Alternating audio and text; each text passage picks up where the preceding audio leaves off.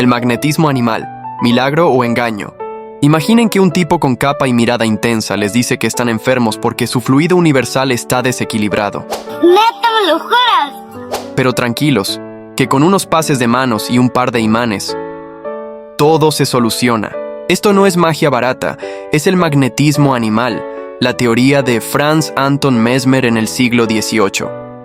Según él, todos tenemos un fluido magnético invisible que controla nuestra salud, y si se desajusta, vienen los problemas. Su solución: mover las manos, hipnotizar un poco y listo.